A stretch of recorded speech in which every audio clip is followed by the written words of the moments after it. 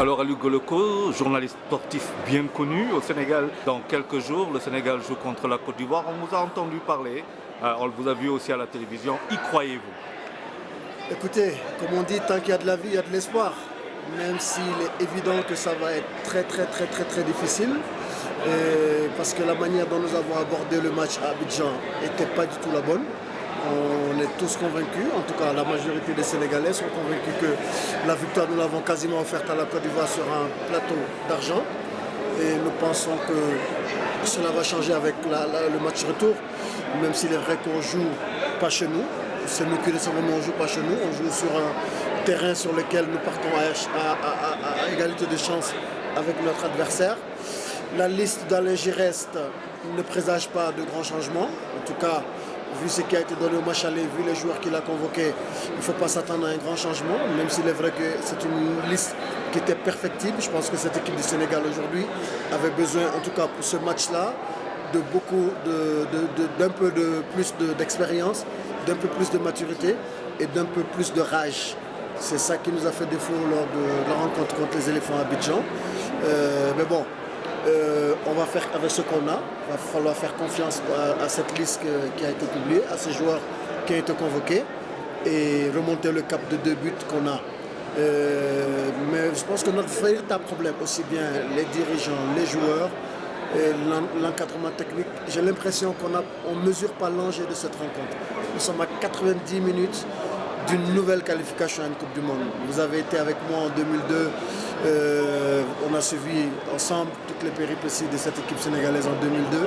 Nous avons vu comment elle a changé la société sénégalaise, comment elle nous a rendu notre fierté, cette Coupe du Monde en 2002 à l'époque, comment elle nous a rendu fiers d'être sénégalais et comment elle nous a permis d'avoir confiance en nous-mêmes et comment elle a boosté nos carrières respectives en tant que journalistes sportifs et autres footballeurs qui sont dans le milieu du foot.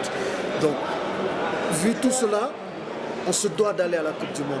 Comment on en est arrivé à cette banalisation alors que c'est une occasion de rêver qui nous est offerte? Les défaites répétées, les échecs répétés. Depuis 2002, au lieu de prendre une coupe ascendante, nous avons plutôt pris une coupe descendante.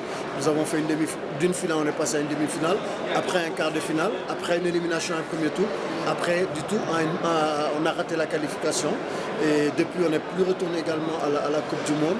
C'est autant de choses, les changements à la tête de la fédération, à la tête du staff technique de l'équipe du Sénégal, les acteurs.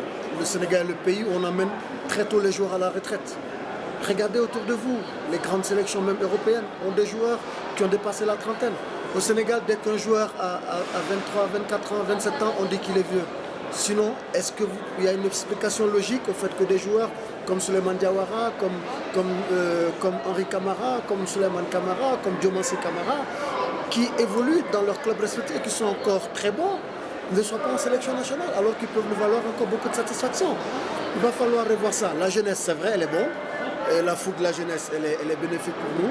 Mais l'expérience, particulièrement en Afrique, c'est extrêmement important. Donc, on est à 90 minutes d'une qualification à la Coupe du Monde. C'est possible, à l'impossible, nous ne tenu. Mais ça va être très difficile, surtout si l'on sait le rouleau compresseur qu'est cette équipe de Côte d'Ivoire et cette machine à gagner qu'est l'équipe de Côte d'Ivoire. Vous savez, Charles, moi j'ai saisi très tôt depuis Abidjan le match aller que les Ivoiriens étaient beaucoup plus motivés qu'entre eux. Quand on lisait les interviews des joueurs ivoiriens, ils disaient l'objectif c'est la Coupe du Monde. On sait ce qu'on a à faire, on doit gagner. Et quand on écoutait nos joueurs, ils nous disaient on ne vient pas pour perdre, on va montrer qu'on peut tenir tête à la Côte d'Ivoire. Non, l'objectif c'est d'aller à la Coupe du Monde. L'histoire retiendra ceux qui se qualifieront à la Coupe du Monde. Ce n'est pas celle qui aura perdu même les armes à la main. Donc c'est peut-être l'occasion de lancer un appel à tous les acteurs du football sénégalais à faire bras et corps derrière notre sélection afin que nous puissions rêver ou connaître l'ivresse encore à nouveau d'une qualification à une Coupe du Monde de football. Alors, les matchs contre la Côte d'Ivoire, c'est quand même 9 buts encaissés, 3 buts de marqués. Comment peut-on jouer contre la Côte d'Ivoire, marquer 2 buts sans en prendre un? C'est vrai que si on se base sur les statistiques, il n'y a pas photo. C'est-à-dire, on ira encore à Canossa. Mais bon, j'espère ne pas croire à cela. On ne va pas aller à la bataille en disant qu'on a déjà perdu. Même si notre entraîneur avait eu l'indélicatesse de penser à ça, en disant qu'il ne faut pas tout remettre en cause en cas d'élimination. Non, c'est vrai que si on est éliminé, on va revoir certains détails. On va essayer de travailler avec la base qui existe, mais on va au combat pour gagner le combat. Si on va pour perdre, c'est pas la peine d'y aller. C'est pas la peine d'y aller. Le Sénégal a des arguments, le Sénégal a des armes, et dans un grand jour, et avec une forte motivation, il y a moyen de marquer 2 buts à cette équipe de Côte d'Ivoire. Et avec des hommes? Des hommes. Ce sera la clé du match. Il nous faut des hommes, de vrais guerriers. Ce qui a fait le nom, la renommée, le talent de la génération de 2002, c'était juste ça. C'était une équipe d'hommes, de vrais mecs. Un clin d'œil de Bruno Metsu à cette équipe nationale. Surtout, pour saluer sa mémoire, pour saluer celle de Bokandé, le joueur certainement le plus patriotique que la sélection nationale du Sénégal n'ait jamais connu. Pour saluer la mémoire de Mansour Ouad, emblématique gardien de cette équipe nationale du Sénégal. Pour fructifier le Maniamata, pour fructifier l'héritage de la bande El Hadjouf, Khalilou Fatiga et tout, il nous faut reconnaître encore les joies d'une Coupe du Monde. Et c'est possible. Cette génération peut le faire et quand elle le réalisera, elle se rendra compte qu'elle peut soulever des montagnes.